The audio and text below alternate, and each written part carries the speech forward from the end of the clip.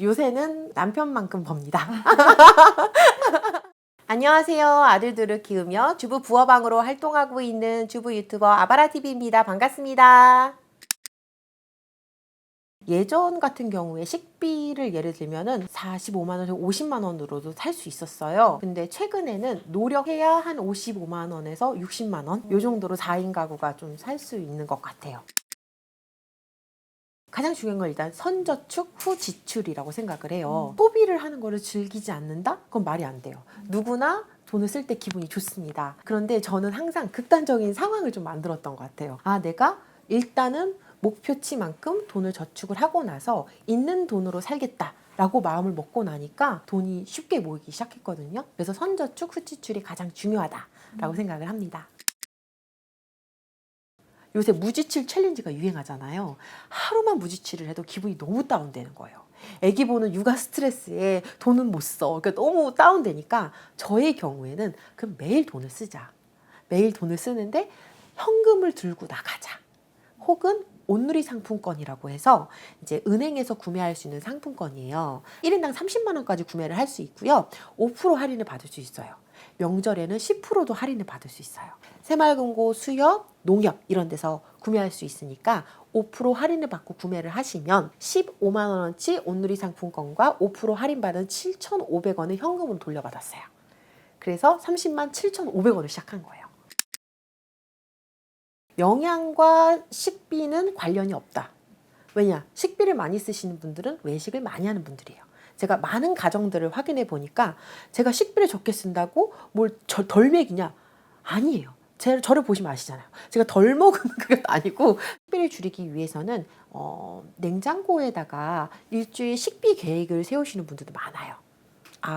우리 집에 지금 냉장고 안에 이 식재료가 있네. 그러니까 내가 이거랑 조합해서 이렇게 장을 보면 이렇게 요리를 할 수 있잖아. 요게 세워지시는 분들은 일주일에 뭐 10만 원, 15만 원 이렇게 장을 보시면은 충분히 쓰십니다. 그리고 그 메뉴 같은 경우는 제철 식재료를 사용하셔서 요리를 하시는 게 식비를 절약하시는 데 도움이 돼요. 과일도 안 먹이나요? 이러시는데 귤 한 박스. 이거 별로 안 비싸요. 그리고 무. 겨울철에는 무, 배추 이런 것들이 지금 맛있어요.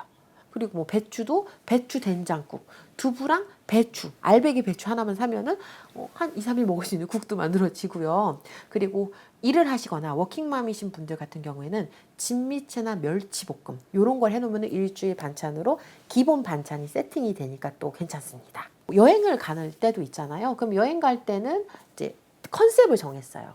이거는 짠내 투어, 이번에는 럭셔리 투어. 짠내 투어 3번, 럭셔리 투어 1번 이런 식으로. 그래서 짠내 투어 갈 때는 먹을 것도 냉동실에 뭐 안 먹는 떡 여행 가면은 자동으로 해동이 됩니다. 들고 가면. 그래서 또 먹고 이런 식으로 해서 많이 돌아다니고 했어요.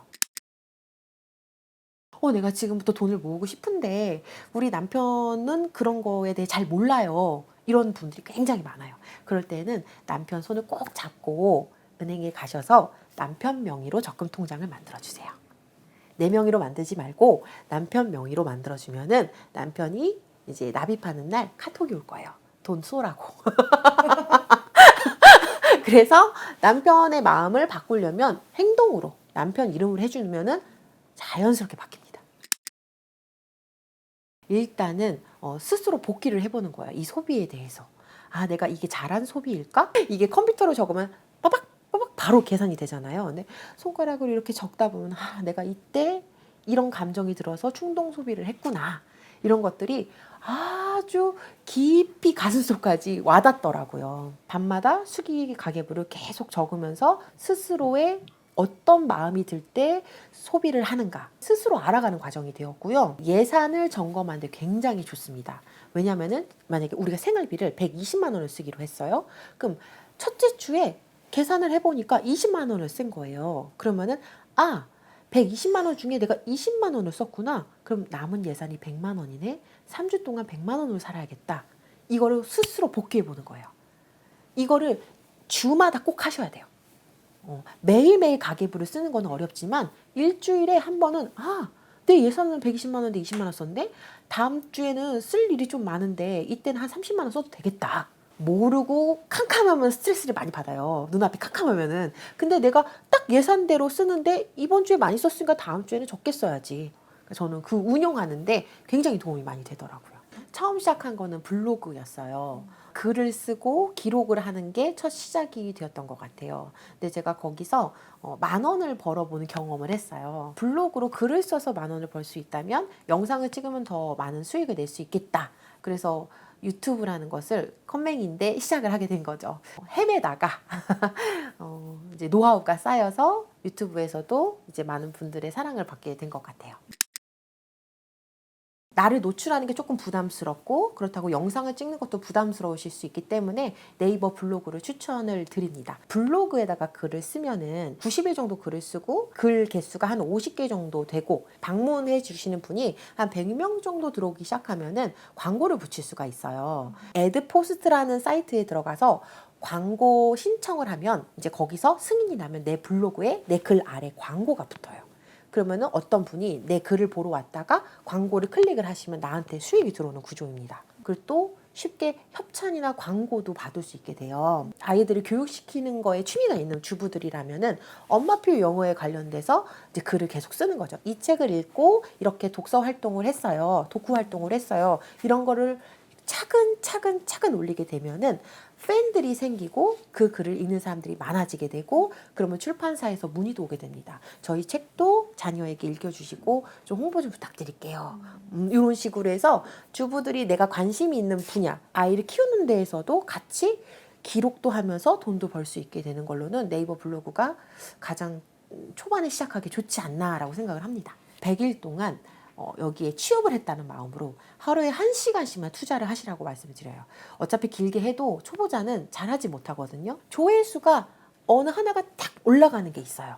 근데 그걸 파악을 해야 돼요. 오늘날 내가 올린 거에 한 100명이 넘게 들어왔는데 그럼 거기서부터 이제 조사를 해야죠. 이제 디테일하게. 아, 사람들이 내가 쓰는 이 글에서도 이런 키워드 부분에서 좋아하는구나. 이런 거를 파악을 스스로 하게 돼요. 요런 게 쌓이다 보면은 블로그로 시작을 했지만 다른 유튜브나 인스타까지 뻗어나갈 수 있거든요.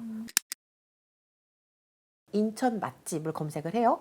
그러면 그 검색을 하면은 1, 2, 3등이 떠 있습니다. 그들이 교과서입니다. 거기에 사진을 몇 장을 찍었고 영상을 어떻게 올렸고 초반에 글은 어떻게 썼고 마무리 글은 어떻게 썼는지 글은 몇 글자 정도 썼는지 이게 비슷해요. 그럼 그 3명만 파악을 하면은 맛집 블로거는 이런 식으로 흐름을 써야지 이게 상위 노출이 되는구나. 어떻게 보면은 계속 그 트렌드를 읽어 나가야 되는데 1, 2, 3등이 그걸 말해줘요. 다 자기가 뭘 좋아하는지 몰라요. 근데 내가 찍어놓은 그 점들을 자세히 들여다보니까 50% 이상이 재테크 얘기였어요. 그래서 아, 나는 이건 질리지 않고 계속할 수 있구나. 그러니까 나를 파악하고 그때부터 이제 계속 밀고 나갔죠. 사실 맞벌이를 하다 보면은 이제 서로 따로따로 관리를 하시는 분들이 굉장히 많이 계세요. 근데 초반엔 그게 가능한데 임신을 하고 출산을 하게 되면은 한 명이 쉬게 됩니다, 보통. 그럼 그때부터 이제 고민 상담이 들어와요. 어떡하지요? 저는 이제 제가 벌지 않는데 이제 제가 관리한다고 해야 될까요? 이런 게 들어오기 시작해요. 초반에 아예 결혼을 했을 때 서로 돈 관리를 잘할 수 있는 그게 아내가 아니어도 됩니다. 남편이 만약에 돈 관리 덜 잘한다면은 일단 한쪽으로 몰아서 같이 투명하게 공개를 해야지 서로 소비의 눈치를 보기 때문에 더 돈이 빨리 모여요.